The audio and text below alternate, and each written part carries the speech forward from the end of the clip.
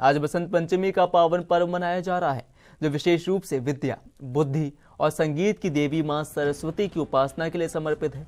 इस दिन का विशेष महत्व स्नान और पूजा में है और यह बसंत ऋतु के आगमन का प्रतीक भी है, जब प्रकृति में हरियाली और फूलों की बहार छा जाती है।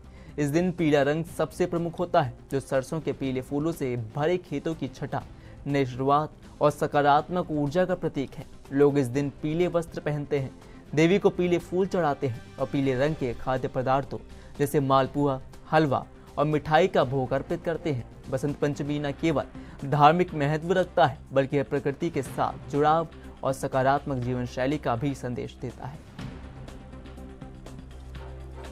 ऐसे में आप लगातार हम आपको टीवी स्क्रीन पर दिखा भी रहे हैं कि प्रयागराज उत्तर प्रदेश में लगातार भक्तों का तांता है। बसंत पंचमी के अवसर पर माघ मेले में जो है भक्तजन पहुंचे हैं, क्योंकि आज के दिन स्नान काफ़ी ज़्यादा महत्वपूर्ण हो जाता है, काफ़ी ज़्यादा महत्व रखता है हिंदू संस्कृति में, हिंदू धर्म में। ऐसे में लगातार हम आपको मध्य प्रदेश उज्जैन की तस्वीरें दिखा रहे हैं, जहां पर शिवलिंग की लगातार पूजा करी जा रही है वहां पर, क्योंकि आज बसंत पंचमी है और आज पूजा पाठ के काफ़ी ज़्यादा अहमियत मानी जाती है। हम अयोध्या की तस्वीरें आपको दिखा रहे हैं, जहाँ पर महिलाएं पूजा पाठ कर रही हैं, सुबह सुबह पूजा पाठ कर रही हैं। ठंड का वक्त है और ऐसे में आस्था, ठंड आस्था को कभी भी नहीं कम कर सकती। इसका सीधा उदाहरण आप देख सकते हैं।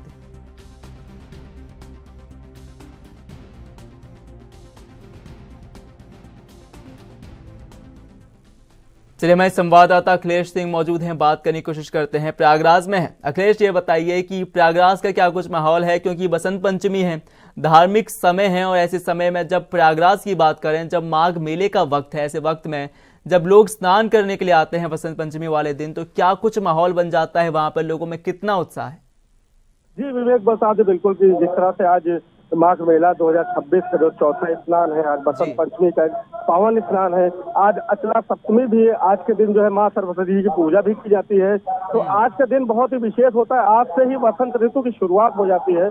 तो जो श्रद्धालु है वो संगम पे लगातार लगभग रात 3 बजे से ही जो है उनका यहाँ पर आगमन शुरू हुआ। रात 3 बजे से ही वहाँ पर संगम, वहाँ पर पवित्र डुबकी लगा रहे हैं, वहाँ पर जो है पूजन अर्चन कर रहे हैं और अपने परिवार की सुख शांति के लिए वहाँ पर जो है भगवान से जो प्रार्थना कर रहे हैं, माँ गंगा से प्रार्थना कर रहे हैं। और जो श्रद्धालु है, अगर उनकी तादाद की बात की जाए तो लगभग रात से ही लगातार श्रद्धालु प्रयागराज में हर एक कोने से, बात की जाता है ट्रेन से आ रहे हो, बस से आ रहे हो, लगातार श्रद्धालुओं का आना जारी है। अभी सुबह 9 बजे के जो आंकड़े बताए जा रहे हैं कि श्रद्धालुओं का लगातार रेला चला आ रहा है। अभी सरकारी आंकड़े आए नहीं है कि कितने श्रद्धालु अभी स्नान कर लिए हैं। तो फिलहाल जो आंकड़े टोटल बताए जा रहे हैं शाम तक की, वो लगभग 3.5 करोड़ के आसपास जो श्रद्धालु हैं वो यहाँ पर संगम पे आकर आस्था की डुबकी लगाएंगे।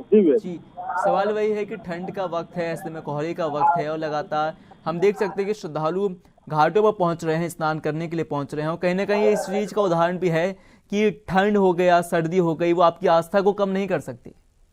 जी बिल्कुल, जिस तरह से भी हम लोगों ने देखा कि अभी पिछला मौनी अमावस्या का जो स्नान गया उसमें बहुत ही घना कोहरा था, उसमें भी भीड़ लगातार माघ मेला क्षेत्र में आकर के यहाँ पर संगम में स्नान किए। आज बसंत पंचमी का स्नान है, सुबह से ही यहाँ पर मौसम बहुत ही अच्छा, बहुत ही शुष्क रहा, खुला मौसम था। आज कोहरे जैसी कोई भी स्थिति नहीं देखने को मिली। यहाँ फिलहाल गलन बहुत ज्यादा थी ठंड में, तो जो श्रद्धा है, जो आस्था है, वो बिल्कुल कहीं ना कहीं जो है यहाँ पर जो है ठंड पर भारी पड़ती हुई दिख रही है। बच्चे, बूढ़े, बुजुर्ग और जो भी महिलाएं हैं वो लगातार दूर दूर से यहाँ पर संगम में स्नान करके लगभग सुबह 6 बजे ही जाकर के स्नान करके वो वापस आ रहे हैं। उनके अंदर भी उत्साह देखा गया है। तो लगातार कहा जा सकता है कि हर साल जिस तरह से माघ मेला लगता है, महाकुंभ लगा, तो जो आस्था है वो हमेशा से मौसम पर भारी ही रही है, क्योंकि लोगों की आस्था जो है उनको मौसम मात नहीं दे सकता है। वो किसी तरह से आकर के यहाँ संगम में पवित्र स्नान करते हैं। जी, हम देख भी सकते हैं, हम लगातार तस्वीरें भी दिखा रहे हैं कि कैसे प्रयागराज में लोग जो हैं उन भक्तों का तांता लगा हुआ है, वहां पर लोग जो हैं वो स्नान के लिए उतरे हैं।